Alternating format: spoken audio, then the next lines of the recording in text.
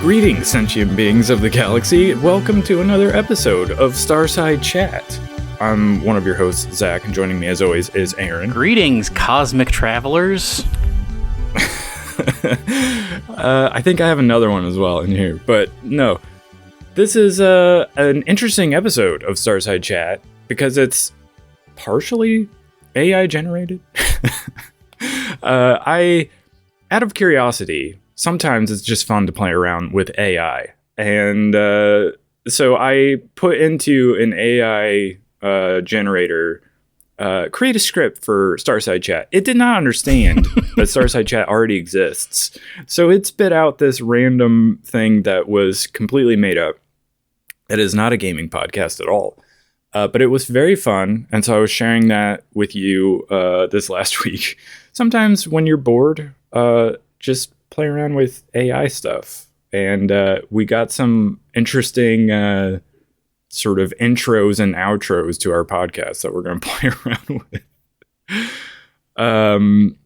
But what about you? What do you think of this AI generated script we have? It is crazy. It has some very good characters, some interesting I don't know. I mean, it's only like 2 pages, but there is a bit of a narrative. Yeah.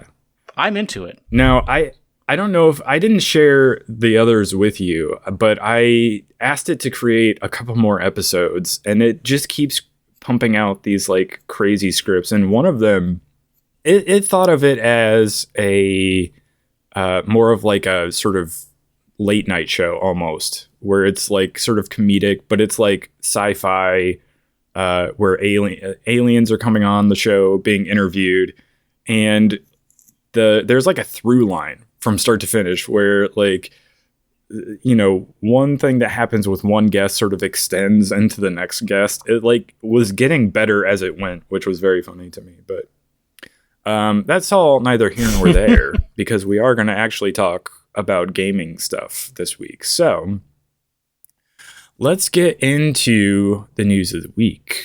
First off, I saw this. I don't know why Sony insists on remastering games that are not that old yet, but they did announce, I think this was in the State of Play that we talked about last week. We didn't really talk about this game because nobody really cares about it, but Days Gone is getting a remaster, and everybody's like, what is the point of this? Because a graphics comparison came out showing side by side the original and the remaster, and they look identical. Yeah. So Sony it seems to be wasting money on remasters that for games that don't need remastered, but also like the game didn't sell that well to begin with, so why a remaster? It's a good question. So if you don't remember, this is the zombie game where you're a guy with a motorcycle, and a big part of the game is like maintaining your motorcycle and making sure it has gas and stuff, which sounds super fun. But it also, I think, is in a weird way, it makes sense to have this be a graphical remaster because it's a thing that kind of showcases something the PS5 is good at, which is rendering a lot of little things. Because this is a game where there are like giant hordes on screen.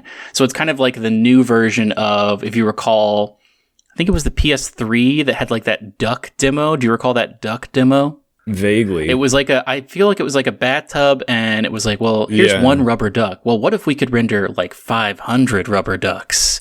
And then like a bunch of rubber ducks fell into the bathtub or whatever.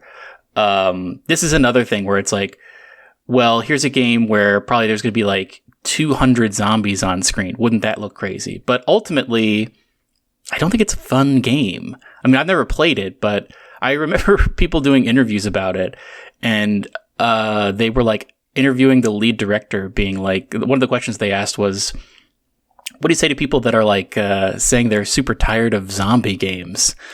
And the director guy was like, I hope that's not the case. But in fact, it was. It definitely was. Well, and worse, it was sort of corny a little bit too, because they're not just zombies. They call them freakers or something weird like that. but yeah, in this post that I think Push Square put out the article about it that we're looking at from our show notes, but there's like a tweet that was like, why is Sony constantly remastering games that haven't even begun to look dated yet? And there are like at least 4 pictures as examples of like, here's an original image, here's the remastered image, and it does look identical. Like you would not be able to tell which was so which. Weird. So yeah, like Sony is spending $400 million on Concord, which flops, and then they close the studio, and then they are spending more money on remastering games that don't look dated, and they have not, like, the PS5 Pro, I'm sure it's a great console, but it hasn't pushed the needle far enough to require games that would have come out on even probably the PS4 to, get a remaster at this point. So odd choices. I don't get it. But next up, we've got NetEase. I don't know if you saw this, but they apparently fired their Seattle-based staff. They are obviously a Chinese-based studio, but they have, or at least had, sort of a Western wing in Seattle. Not very many staff, but they did lay them off, and they are apparently divesting from a bunch of other Western studios. Kind of don't know what to make of this, other than it's a little bit of a bummer because people were like, you could have a massive success like Marvel Rivals and still not have job security. Yeah. But for NetEase, they were more or less saying, we have this all under control in our Chinese-based studio. So don't worry, fans of the game. Everything is fine and will continue as it has been. But I don't know. I've also heard rumors that like one of the reasons they're divesting from like Western studios is the CEO of NetEase was calling Western developers like lazy and entitled.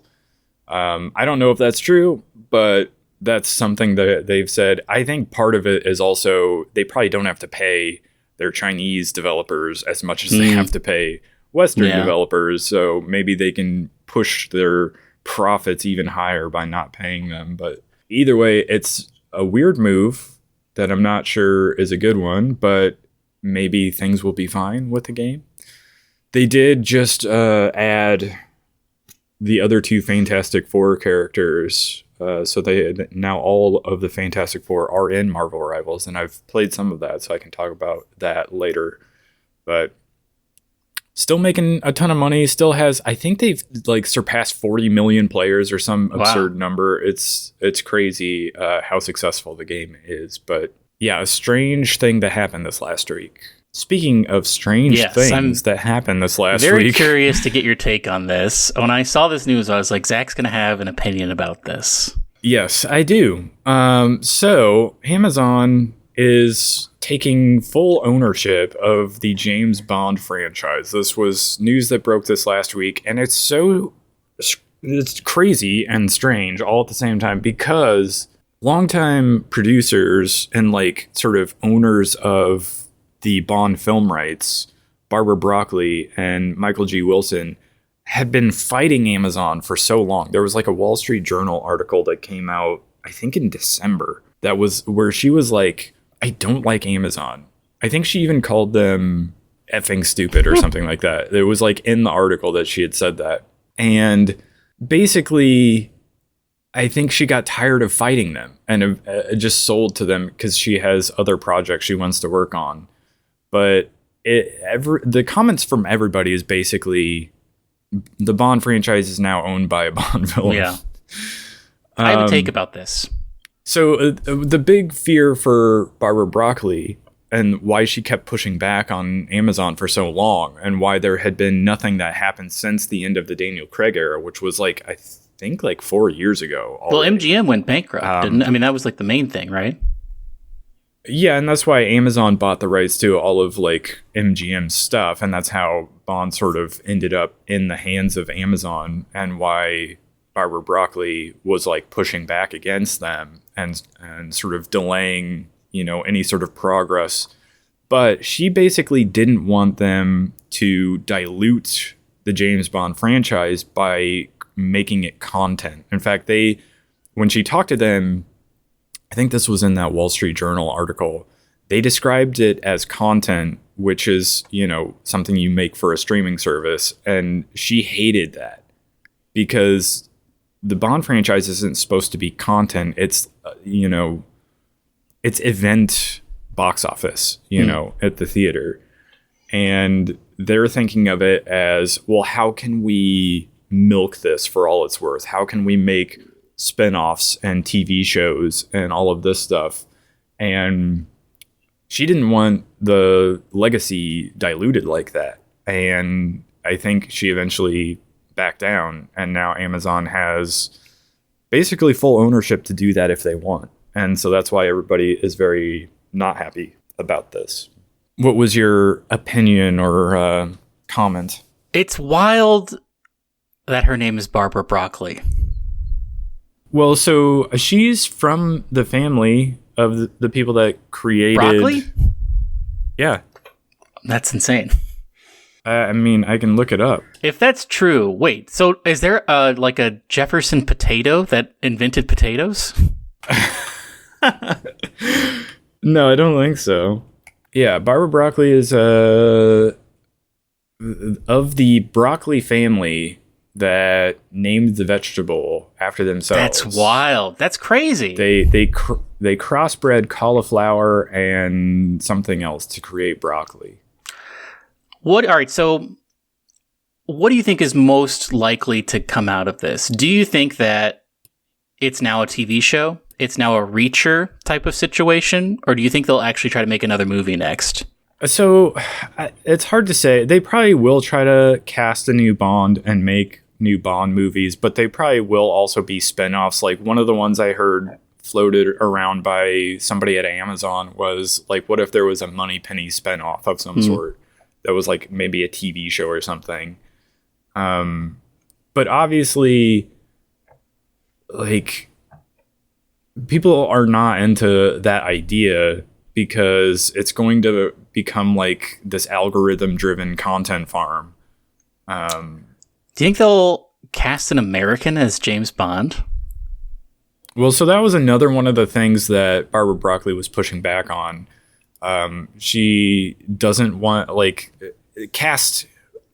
If you're going to cast James Bond, it has to be male and British was like her big thing. And so now, if she's not in charge of that, then they could potentially cast an American, but I doubt they would. Hopefully they have enough sense not to do that. But when this news sort of broke on X, like all the responses, because I think, what's his name? Jeff Bezos was tweeting like, hey, who should be the next Bond? And all the responses were just images and GIFs of Henry Cavill. Because that's the obvious choice. There was recently, like, the audition tapes for people trying to be Bond were like released, and Henry Cavill was one of them. And so people were able to watch his audition for Bond back when they eventually hired Daniel Craig for the role, but he was like reading lines from GoldenEye, basically, for his audition. Wow. So yeah, people have wanted Henry Cavill to be Bond for a long time, and that there were 2 Guy Ritchie movies that were basically him sort of auditioning for the role in a sense. The Man from U.N.C.L.E., he plays a very James Bond-like character. And then the League of Ungentlemanly Warfare is basically the inspiration for Ian Fleming writing the Bond novels. And Ian Fleming is in that movie as a character. That's like real history. And so the character Henry Cavill plays in that is like the real person who sort of inspired Bond. Also features Reacher. So now it does also feature Reacher. So the only thing left to do would be for them to actually hire him as Bond. I don't know if they will do that, but it's the thing that makes the most sense. Well, he's already in bed with them because he's making that Warhammer show for Amazon, isn't he? Yeah. I know there have been talks about that ongoing for a while, but I don't know where they're at with any of that. Yeah, I don't know how much in pre-production that is, but it's interesting for sure. I don't know if they'll do a movie or a show next. Because they're all about like shows becoming movies. Like there's that John Krasinski, Jack Ryan show, and now they're making a movie out of that. I don't know. It's a weird, it seems like bad situation that Bond is in. I mean, everybody is afraid that Amazon is going to do basically what Disney has done with Star Wars and Marvel, where it's a bunch of like lame TV shows that nobody talks about, and the movies have more or less died, and they're not doing them very much anymore. And when they do them, they flop. So that's the fear. Hopefully that's not the way this goes, but I don't know how much we trust Amazon. I don't, because obviously they've sort of done the same with Lord of the Rings. Lord of the Rings, they spend a lot of money on that TV show, but nobody's talking about it. I don't know what their viewership is like, but they could be making movies, I guess, but instead they're doing TV shows that nobody talks about. So I don't know. For Wheel of Time as well. So I have a lot of... Yeah, Wheel of Time as well. So I have a lot of fear about how they're going to handle the Bond cinematic universe. Actually, I hope it doesn't become a cinematic universe. Just make Bond. I hope so as well. This isn't in our show notes, but I became aware of this a couple of weeks ago. This is something I am excited about. Zach, have you ever read the classic cyberpunk book Neuromancer? I don't think I have, no. Neuromancer, famously for decades, has been trying to be made into a movie. There have been several attempts, but each time it falls through, and it's never really gotten anywhere. It's the original cyberpunk epic, I believe. I think it's maybe the origin of the word cyberspace. But a cool story, by all accounts. And it is finally being made into a TV show by Apple. And I think Apple actually makes really good... I mean, Severance, that I'm watching right now, is maybe one of the best TV shows ever made. And I also enjoyed that Silo show that they created. They did make good sci-fi, I think. And supposedly this is actually happening. And so we will get a Neuromancer... television show, and I think that's very cool. Yeah, doesn't Amazon own the rights to like a classic sci-fi novel as well? They own the rights to Snow Crash, and they also crazily own the rights to Ringworld, which would be equally wild to see them make. But I think they're more likely to make Snow Crash if they ever do. But right now they're just kind of like sitting on the IP. Yeah, they're sitting on a lot of IP right now. But I guess add James Bond to that list. I would recommend Neuromancer. It's technically in a trilogy, although there's not a lot of connection between them. I've only read the first two. It's Neuromancer, and then the second one's called Count Zero, and then the final one is called Mona Lisa Overdrive, and I never read the third one. But Neuromancer you can probably get through in like a day. It's a very short book, but it has a lot of very interesting ideas, and it's very cinematically written. I think it lends itself well. I'm glad it's not going to be... I mean, it would work as a movie, I think, but making it a TV show, I feel like is a solid idea. You can expand more on the ideas. And it has, I mean, William Gibson wrote a bunch of little novellas within what they call the sprawl, which is his version of... it's like I forget which coast it is, but it's like one coast became a giant metropolitan complex, and the Neuromancer, Count Zero, and Mona Lisa are called like the Sprawl trilogy. But there are also like several short stories written in that universe, so you could expand on that. But something to look forward to. I don't think there's a release date, but they did reveal a bunch of casting about it. And I think maybe it is filming soon or is currently being filmed. Well, I'm going to give you my picks for what I would do with the Bond franchise. Oh, please do, yes. So I would cast Henry Cavill as my James Bond, and I would try to get Christopher Nolan to direct it, and obviously like maybe work on the story for it as well, because I think there was a long time, like back in the day, like the hot director that everybody wanted to do a Bond movie, I think was like Steven Spielberg. I think that has shifted in more recent years to Christopher Nolan.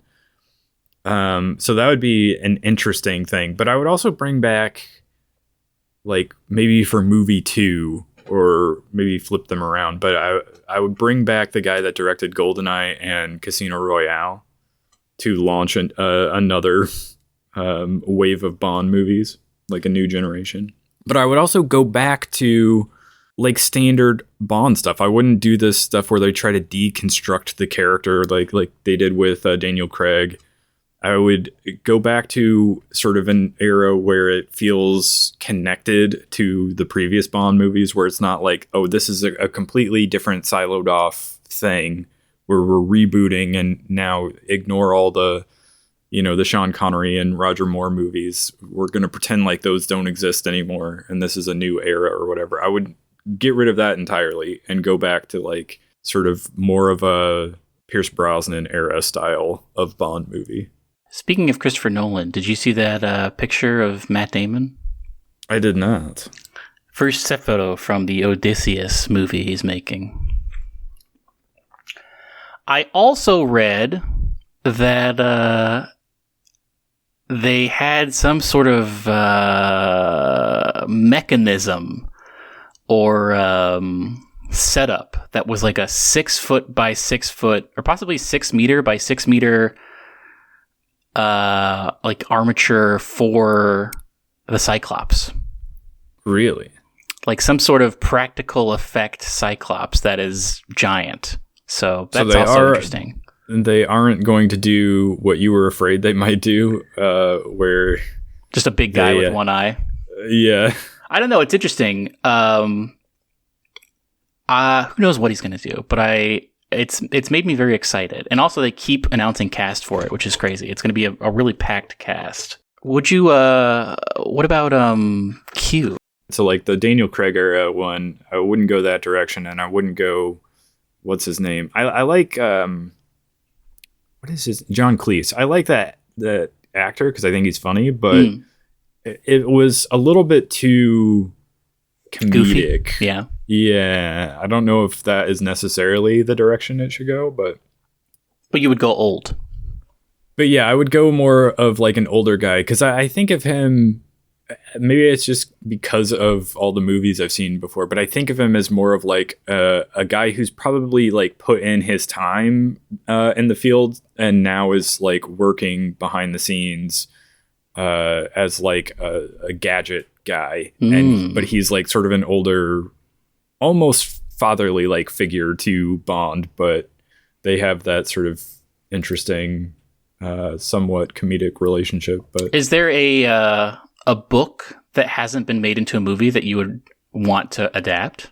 Well, I think to a degree, a lot of the books they take elements from, but they did something different with them. So like Moonraker, for instance, is one of the more well-liked books, but the movie is so wildly different that you could make a Moonraker movie that was so different from the Roger Moore era Moonraker that it would be unrecognizable. So they could do something like that, but maybe you'd have to call it something different, because you wouldn't want 2 Bond film franchise movies with the same title. But they had sort of been doing that for a long time anyway. Like they'll take like an aspect of this book and mix it with this aspect of this other book or something like that. So they have a lot of flexibility in that regard. They could do stuff like that, but otherwise they've just been like, they used a title like Quantum of Solace, I think, is a title of like one of the novellas. So like one of the shorter stories. But I don't think any of the story from that novella had anything to do with the story of the movie that they did. So they could do stuff like that. I don't know. Most of them have been made into movies already. So they might have to get creative and do something else. But here's the other big question is, would your movie show, like, it would still be connected, but would it show a new origin for him, or would it just drop you into, this is James Bond, we all know who James Bond is, we don't need to set anything up? Yeah, that's the direction. Yeah. We don't need an origin story for Bond. We don't need to deconstruct the character. I think that was the wrong way to go. And also, if they were going to do it the way they did it, you would want somebody who could sort of lay out where the thing was going from the start. This was a big mistake that both Lucasfilm made with the Star Wars trilogy that they made, and the most recent, like, Daniel Craig era Bond movies made, where they just sort of willy-nilly started making movies, and then they tried to connect the dots later. And it was like, well, clearly you didn't plan for this, because it doesn't line up, but you're trying to force it, and now it's awkward and everybody knows it. Like, you can't introduce Christoph Waltz as Blofeld and be like, it was me the whole time. You didn't lay the groundwork for that, so we don't buy it. It doesn't work. But yeah, they can't do something like that again. It has to be planned from the beginning if they're going to take that direction. Like, if you're going to have Christoph Waltz as Blofeld be the guy who's pulling all the strings, you have to at least have the post-credit scene where Thanos comes in and says, fine, I'll do it myself. You know, like, it has to have something there to connect the pieces. You can't just write it wildly willy-nilly and try to add it up later. You know who I think is really cool? And maybe let me bounce this off of you. For Q, what about Jared Harris? Interesting. I'm seeing a lot of clips of him for some reason on TikTok where he is in that Chernobyl show. Did you ever watch that Chernobyl show? Mm-hmm. He's so good at just like explaining stuff, and like he can do it in like a tired way that I feel like Q would do it, where he's kind of just like sick of Bond's nonsense.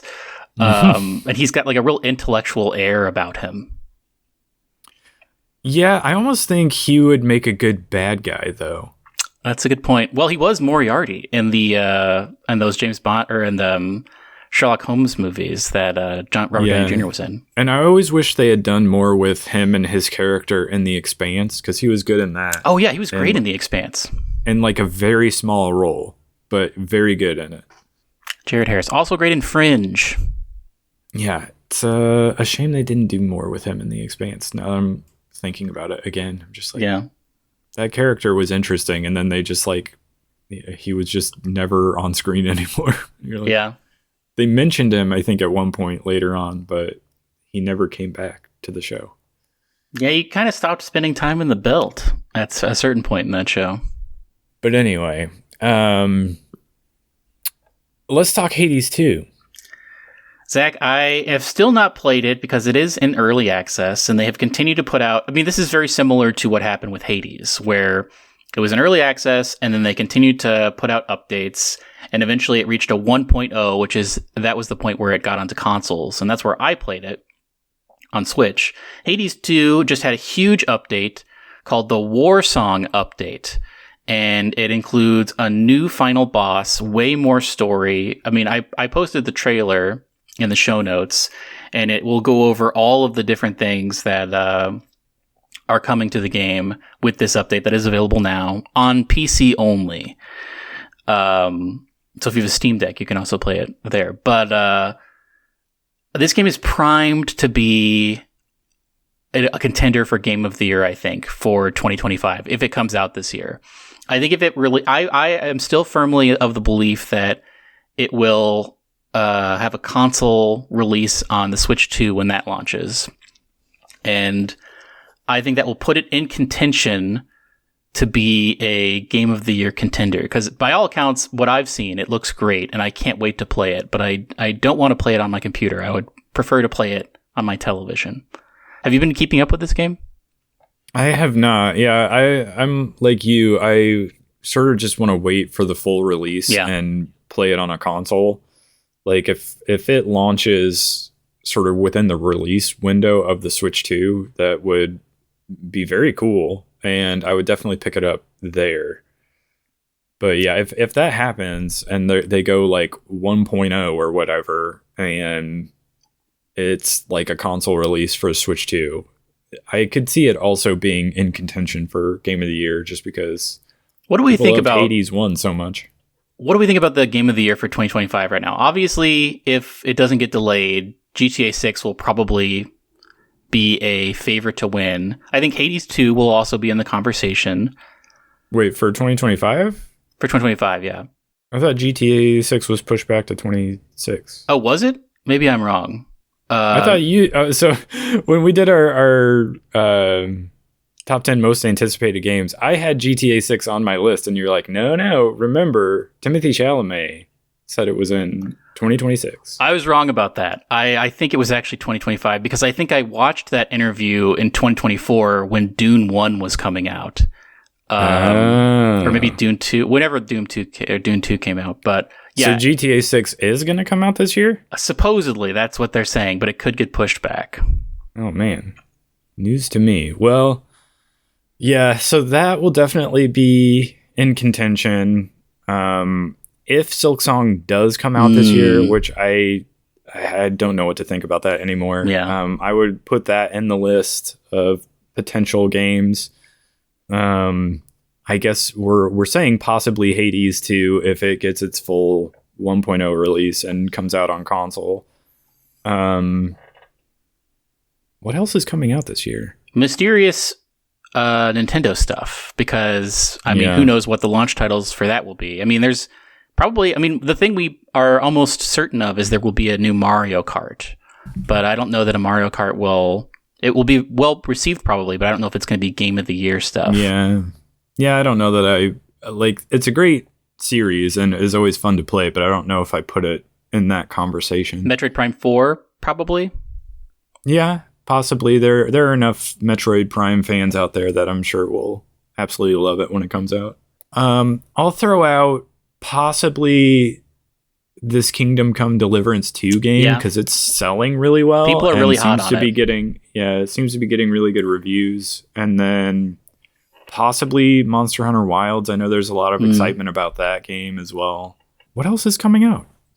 I'm trying to think if there are like big blockbuster releases we're not thinking of.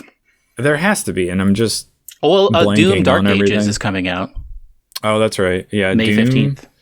I could see that getting... I mean, if they... I've said this a million times on the podcast, but Doom Eternal I feel like was a little bit too much, and I feel like they got that feedback and they're pulling back, so this one has the potential to be as good or better than 2016 Doom, which is very exciting. It's true. Yeah, it does look cool to me, so I definitely will play it when it comes out.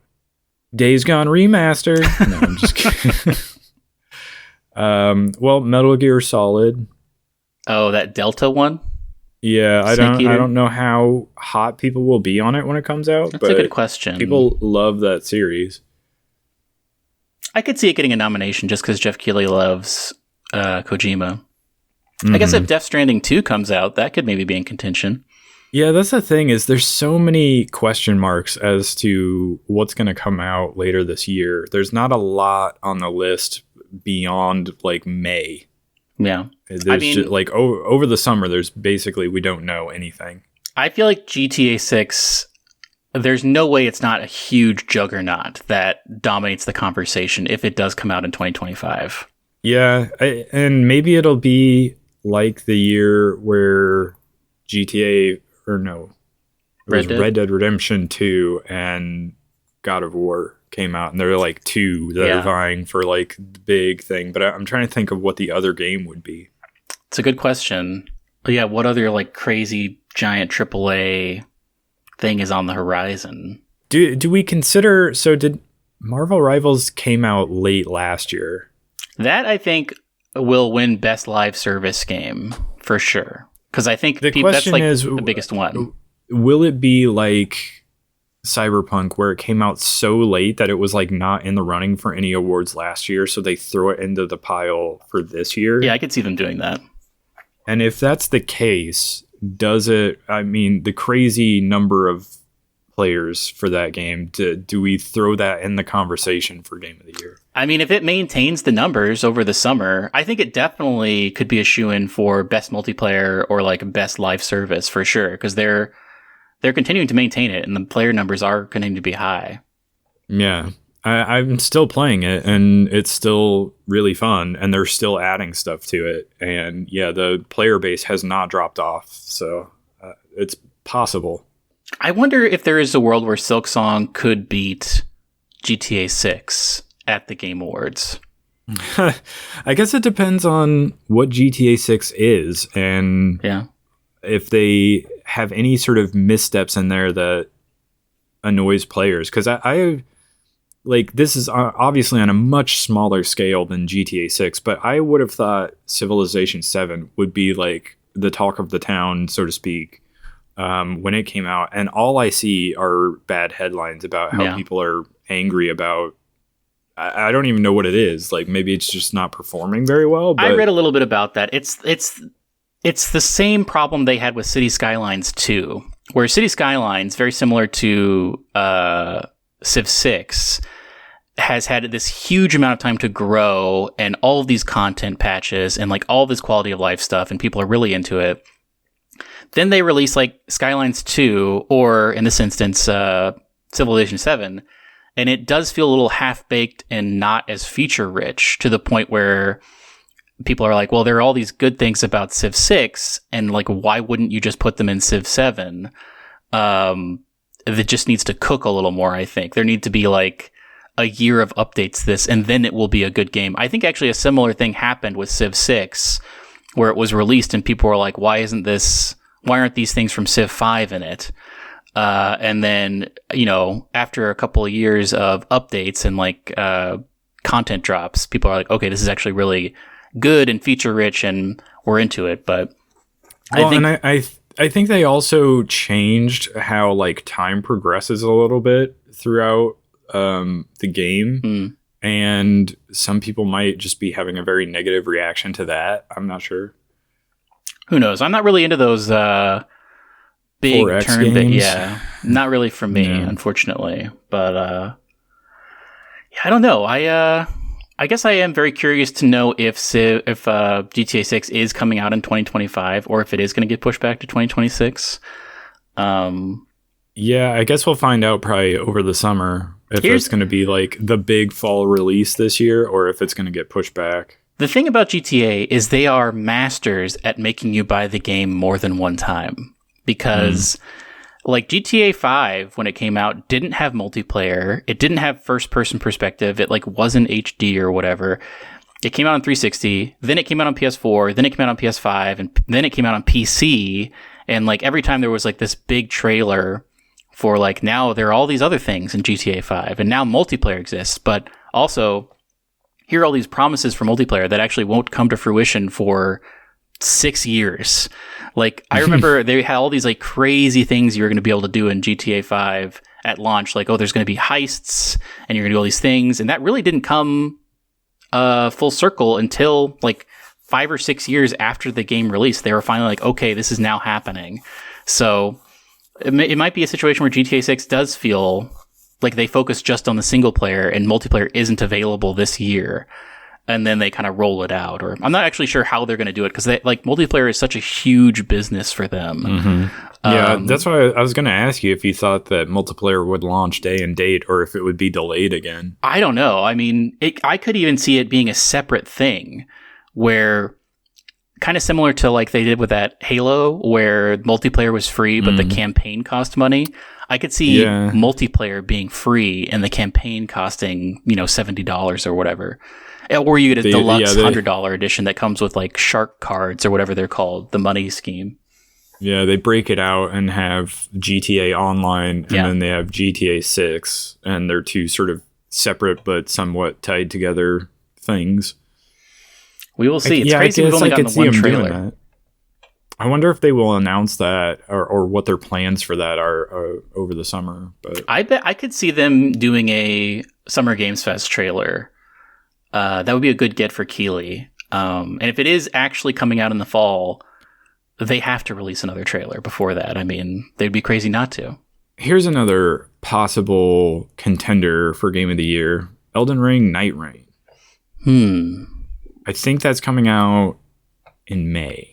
Here's something I have learned, I think, or something I've gleaned. I think that the younger generation, Gen Z, likes cooperative play a lot in their games. They like to be talking on Discord with their friends playing the same game. And so I think it is a smart move for Elden Ring to have this co-op component that you can play with your friends if maybe you're not into a single player experience. So I could see this being really popular, but I don't know. It's I'm actually very curious to see how it reviews. Yeah, I just know people love FromSoft and they loved Elden Ring so much, and having a cooperative version of that seems like a surefire win for them. So I think it will be huge when it releases. I don't know if it'll be like necessarily Game of the Year contender stuff, but there is enough love out there for FromSoft that it's very possible. And I think it would be a more worthy Game of the Year contender than the DLC they released last year and somehow still got nominated for Game of the Year. So, you know. An interesting conversation, I'm sure will develop throughout the year. But yeah, a lot of games to be... I mean, we're only in the second month of the year. It's true. We're still so early on, and so few games have come out that are like surefire Game of the Year contenders at this point that it's gonna take some time before this conversation really develops into something a little bit more interesting. We'll revisit it possibly in June or July at the halfway point. Yeah, because I'm sure by then we'll have a much more clear picture of what the fall release schedule is going to look like. Oh, yeah. We'll know more about the Switch 2. I mean, that's, what is it, April 13th or something? Or April 5th? Whenever that's happening, that's going to be a huge reveal. Mm-hmm. But let's get into what we're playing and watching. I'm excited to hear a progress update on Final Fantasy VII Rebirth. Yes. I have also been playing a ton of Balatro. I have gotten... I have unlocked all decks, and I have most of the Jokers. I have started to do the challenge runs, as well as I'm getting higher chip runs, like orange chip as well, and gold chip or whatever. Loving Balatro. Can't get enough Balatro. But in addition to that, I am also playing Final Fantasy VII Rebirth, and I have reached Costa del Sol. Ah. And I forget what the big story thing that happens is when you get there. Well, so in the original game, you were in Junon, and then you took the boat over to Costa del Sol, and on the boat, you encountered part of Genova and fought them. And it was kind of a crazy thing that happened. And then you got to Costa del Sol and chilled out for a while. And that did happen in this one. However, Zach, I have a hot take about Final Fantasy VII Rebirth. Okay. I don't care about Queen's Blood, and I have tried to play it multiple times, and I don't understand how to play it, and I don't care to know how to play it. And on that boat, the main thing they have added to the story is there is a Queen's Blood tournament. I think you can opt out of it, though, can't you? I did. In fact, I did. I did the whole thing, and I did win. I let Red 13 win. I was going to say, yeah, how does that moment play out if you don't even participate? Well, so I played against Barrett. And I was like, okay, I'll do one of these. And then I beat Barrett. And then it was like, okay, now find other people to play. And I was like, absolutely not. So I walked up to the lady at the front desk and I canceled out. And then they were like... well, there's some sort of exhibition match happening at the front. And I walked over there, and it was Red 13, who inexplicably was doing a bunch of Michael Jackson moves. And I'm not sure why that was happening, but I did like it. And I fought him, and again, I did not know what I was doing, so he beat me handily. And then he had a big interaction with a character who I did not interact with at all, who is supposedly probably some sort of Queen's Blood pro, but I didn't even catch her name because I did not interact with her. But he was very happy. Yeah, there's like some side quest person that is like some Queen's Blood savant or whatever. She's supposed to be really, really tough. And then she just like, I think maybe you run into her again at Costa del Sol, but like she doesn't really have much of a role in this game at all. So I kind of don't understand the point of even inserting that character. Not in the original. However, someone who wasn't in the original that I loved to see again was Roche, who you fight at the end of the Junon section in a wild match where he's on a motorcycle because he loves his motorcycle. I liked doing the parade.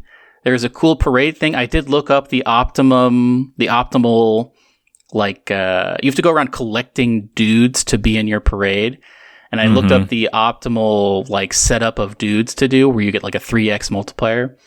And I did win the commendation, although I don't even know if you're able to lose it. Because it seems like the plot would not progress if you did not get the president's commendation and get up and go talk to him. But, yeah, I wondered about that too, because it seems like they make a much bigger deal out of that than it ends up actually being in the story. But yeah, I liked the Under Junon stuff. There was a very long segment where there was no combat, which was fine, and I'm into it. Music was great. I enjoyed fighting Genova. I've reached Costa del Sol, but I have not. I probably will play more today, but I am making progress. I believe I'm on chapter 6 or 7 now of probably like 25 chapters. Do you know how many chapters there are? Not off the top of my head. Is it over 20, do you think? I don't know. It's a good question. Let me see. I did not spend a ton of time in the Junon region. I am choosing to mostly mainline the story, which I was worried would impact my ability to defeat bosses, but I am playing on easy. Chapters. Oh, there's 14? Oh man, I'm halfway through, or almost halfway through. Yeah, but some of the later ones I think are like super long.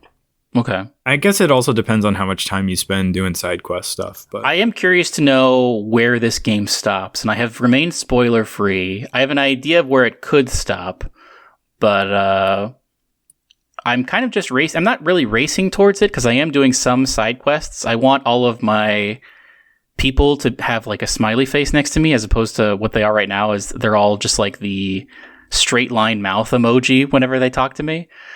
Yeah, I think you can probably look up like, how do I build my relationship with so-and-so, and it'll tell you some of the side quests in those areas that you should do, because some of the like side content and some of the open zones are directly related, or related to like one of your partners or one of your other characters, and it will help build up that smiley face.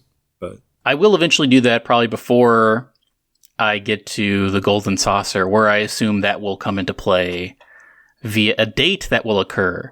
But for now, I'm just sort of having fun, not interacting with anybody who tries to get me to play Queen's Blood, and just doing other random stuff. That's great. So I did do a lot of the side stuff in the early open zones. Oh, and I did try to a ton of time in the first zone, to the point where I was like, this is not working. I need to just not do this.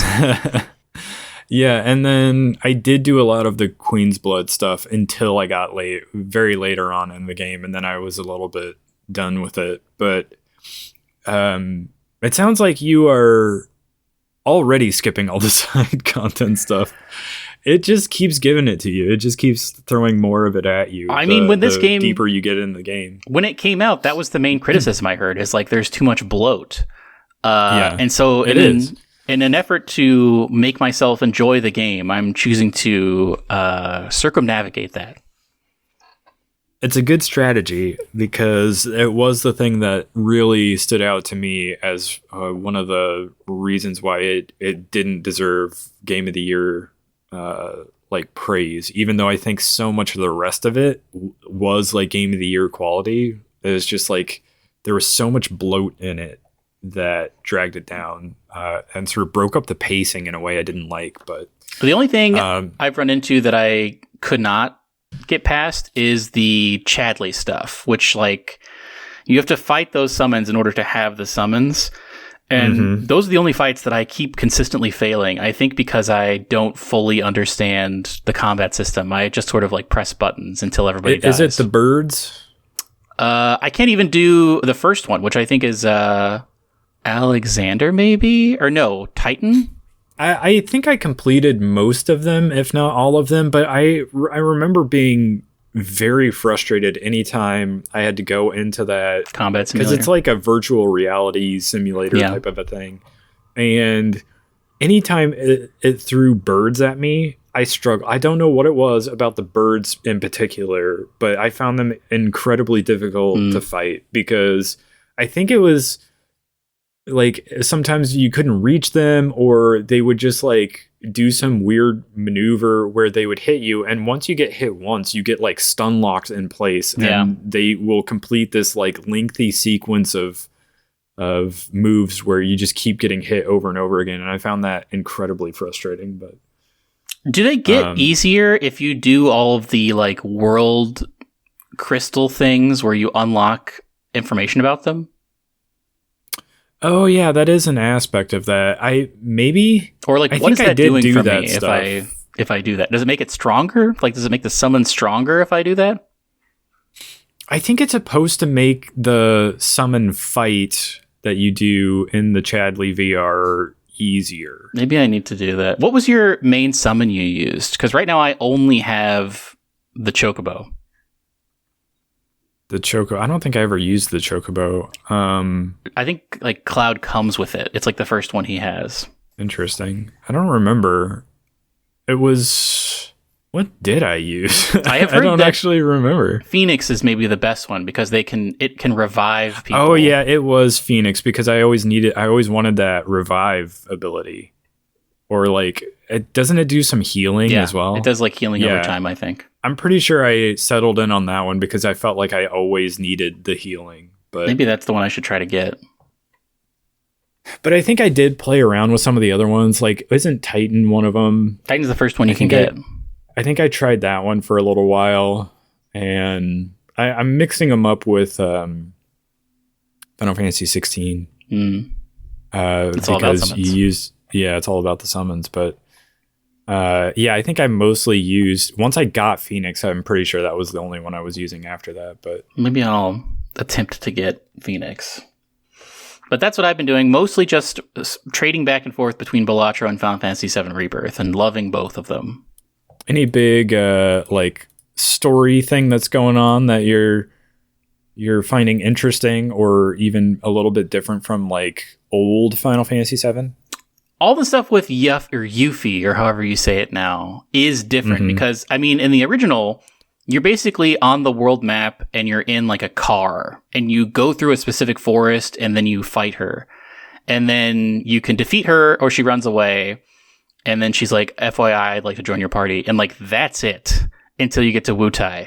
And then she has like stuff going on in Wutai. But in this one, I didn't play that intergrade, but she's got this whole backstory and keeps popping up, and it's very different and more involved. I don't actually think she's in my party yet. I don't know when that happens, but everything else has been pretty cool. I think it's possible to not have her in your party.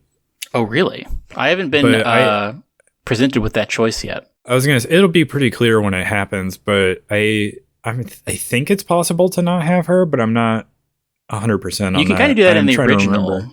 I actually did a crazy thing in the original that I think is somewhat rare, where I didn't realize she was a gettable character. This was, 20 years ago or whatever.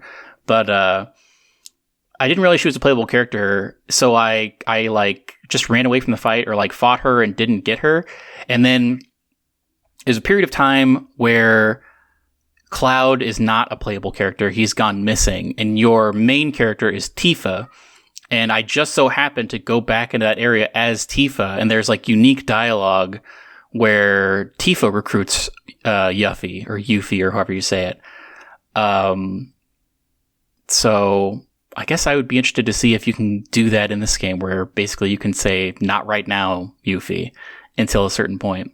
Yeah, I think it's more related to like are you being friendly or not, or are you building up that smiley face or whatever? And here's something I hate. They have these interactions with like Tifa and pretty much everybody, where they'll ask you a question and then there are like 5 responses and a very quickly running down clock, and you have to pick one of them. Oh, yeah. And I have accidentally clicked the wrong one, or like one that I thought was correct, but I didn't read the last one and that was more correct. And then I get like a bunch of like, your relationship has changed. And it's like a bad thing.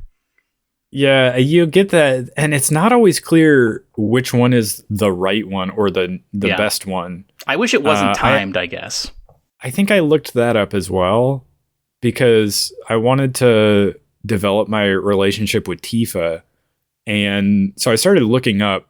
It's just like, what is the best response to these different things? And I just sort of had that list up in front of me. So that I could be like, okay, this is what I'm supposed to say.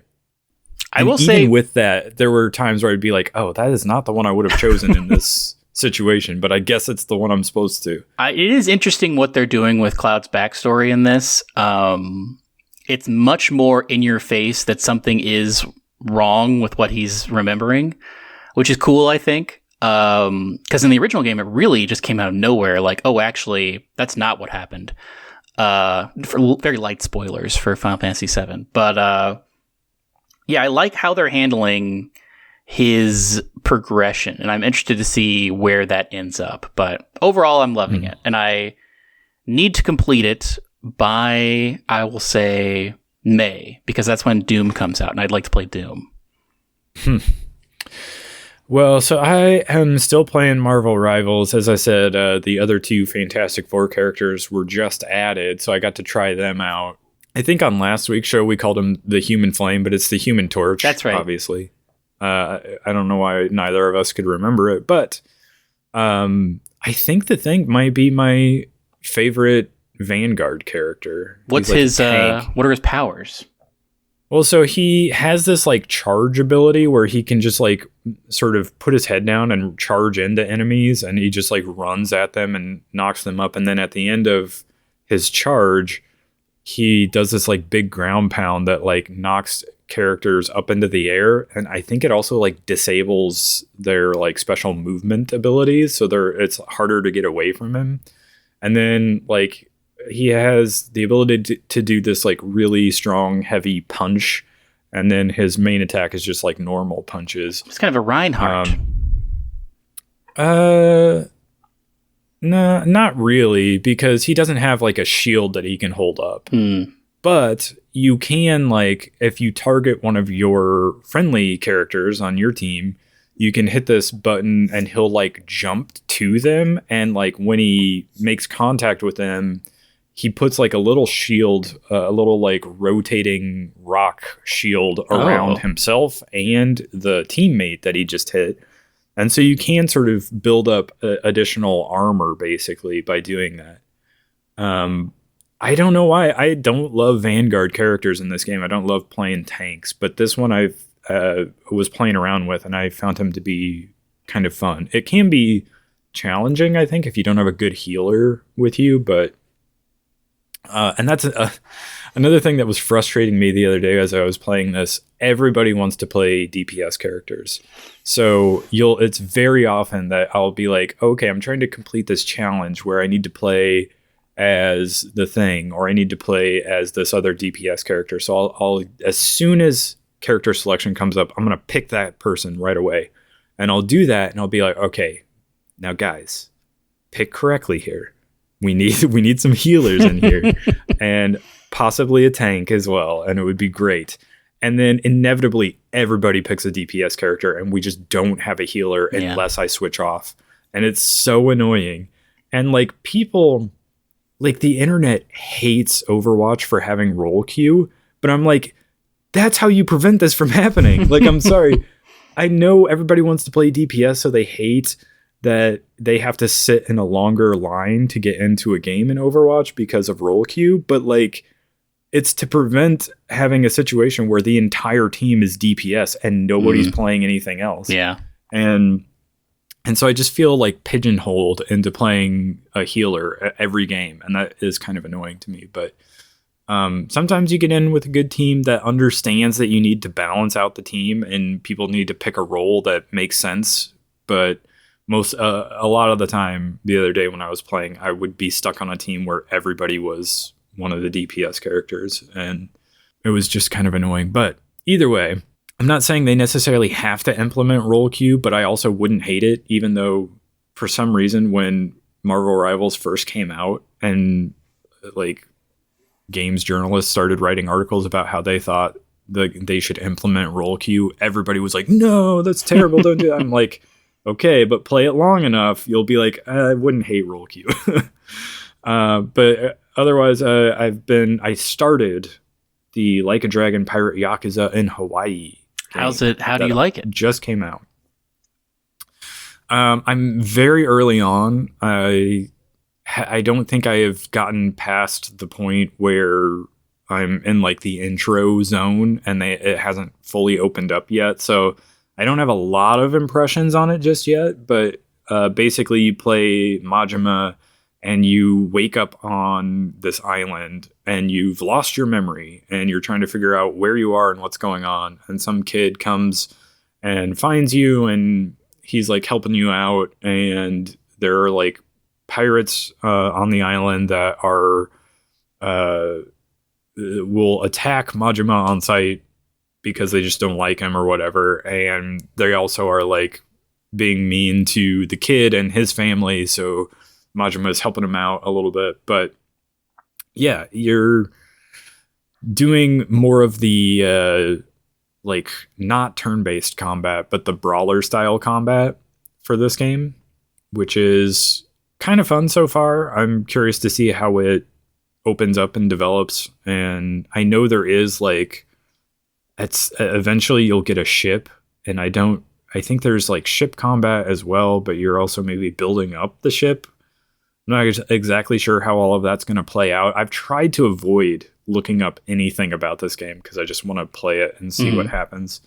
It is shorter, much shorter than Like a Dragon Infinite Wealth. It feels like they were developing that game, and then they were like, all right, here's a smaller team. You guys start working on DLC. And then they were like, oh, this could be its own thing. And so they just like made it a spin-off game. And because it uses the same map and a lot of the same assets. And from what I hear, it also uses a lot of the same sort of mini games as well. So you maybe won't feel so inclined to do them again if you spent like over 100 hours playing Infinite Wealth doing a lot of that side content. So if you want to mainline the story, this one I think should not take as long. I looked it up on how long to beat, and I think it had it at like 13 hours. But that's not bad at all. Yeah, who's to say? But main plus extra, they have at like roughly 40 hours. So even that, if you are trying to do a lot more, it's like probably half the length of Infinite Wealth. So, and I put well over 100 hours into that game. So, but yeah, enjoying it so far, but I'm not far enough along to really say too much about it. I guess I'll try to play more, put some more time into it, and once things open up in the game, and I'll have some more impressions on it. But let's talk parting wisdom. Zach, I have a new favorite animal. Okay. My new favorite animal is a tapir. What? A tapir. A tapir? That's right. What is that? I first became aware of tapirs in Far Cry 3 a long time ago because you had to kill a legendary tapir, I think, to get a good wallet or something. That game was crazy.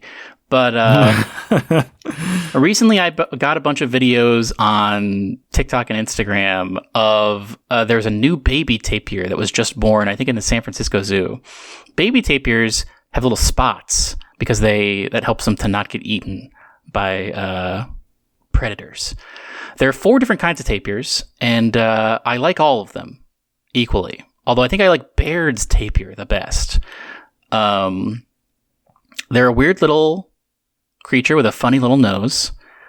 more closely related to the horse or the rhinoceros, I believe. They have 14 toes. I love tapirs, and I think that everybody should look up tapirs and watch videos about them. That's my parting wisdom. I'm just looking it up now to try to figure out what it is. I've seen them at the zoo. They are very cute to look at, and they've got big wiggly noses, and there's a lot of good YouTube videos about tapirs that I recommend everybody watch. And they also squeak. The little baby in San Francisco makes very cute squeaking sound that I like. My parting wisdom for this week is use AI to simplify things. For instance, this last week when all this like Amazon James Bond stuff was happening, I went on to an AI and was like, hey, what's the deal with all this Amazon James Bond franchise stuff? And it gave me the lowdown on it, like scanned a bunch of social media posts and articles and was like, here's the internet response to all of this news. And I did the same with like the releases of certain games just to check them out and see what was being said about them. And so you can get some interesting little like brief sort of rundowns on what's going on in the news with different things if you want. I have a counterpoint, Zach. Okay. You can't spell tapir without AI. Oh, yeah? Because it's spelled Tapir? That's right. Maybe I should ask an AI to tell me everything it knows about tapirs. It's a good idea. Great parting wisdom, Zach. Well, and so this also goes with YouTube.